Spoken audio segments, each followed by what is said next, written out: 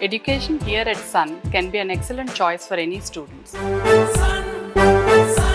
ఆవిర్భావం నుంచి భయపెట్టడమే తన బ్రాండ్ అన్నట్లుగా వైసీపీ తీరుంది. అధికారంలో ఉన్నా లేకపోయినా వైసీపీ జనాలను భయపెట్టి సాగుతోంది.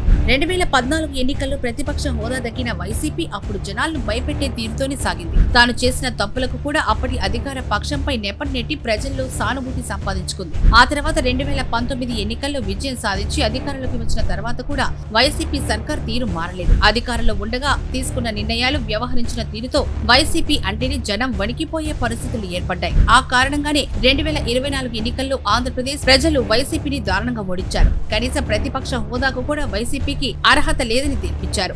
జగన్ పాలన వద్దు అన్న నిర్ణయానికి ప్రాంతాలకు అతీతంగా జనం అంతా ఏకాభిప్రాయానికి వచ్చారన్న విషయాన్ని ఆ ఎన్నికల ఫలితాలు నిర్ద్వంద్వంగా తేల్చేశాయి.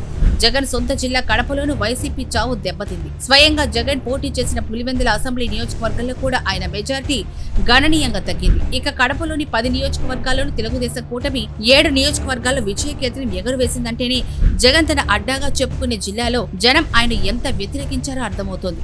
ఇక ఆ ఎన్నికల్లో జగన్ పార్టీ కేవలం 11 అంటే 11 స్థానాలకే పరిమితమైపోయింది. అయినా కూడా వైసీపీ తీరు ఇసుమంతైనా మారలేదు. ఓడించిన జనంపైని ఆ పార్టీ కక్ష కట్టిందా అన్నట్లుగా 2024 ఎన్నికల ఫలితాలు వచ్చిన ఏడాది తర్వాత వెన్నుపోటు దినం నిర్వహించి జనం తన్ను వెన్నుపోటు పొడిచారంటూ చాటింది.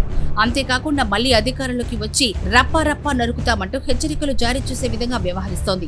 బెదిరించి గెలిచేద్దాం అన్న మోడల్లో ఇప్పటికీ ఫాలో అవుతోంది. ప్రజల్లో మమేకం అవడం కాదు, వారిని బెదిరించి భయపెట్టి ఓట్లు వేయించుకోవాలన్న లక్ష్యంగా ముందుకు కదులుతోందా అనిపించేలా ఆ పార్టీ కార్యక్రమాలు, జగన్ ఇతర వైసీపీల నేతల ప్రసంగాలు ఉంటున్నాయి. పల్నాడు జిల్లా రెంటపాళ్ల జగన్ పర్యటన సందర్భంగా ఆ పార్టీ క్యాడర్ ప్రదర్శించిన ఫ్లెక్సీలు కూడా అదే చాటుతున్నాయి. అలాగే ఆ పర్యటనలో జగన్ ప్రయాణిస్తున్న వాహనం ఢీకొని ఒక వ్యక్తి మరణించినా కూడా కనీసం వాహనం ఆపకుండా ముందుకు సాగిపోవడం తీవ్ర విమర్శలకు తావిస్తోంది.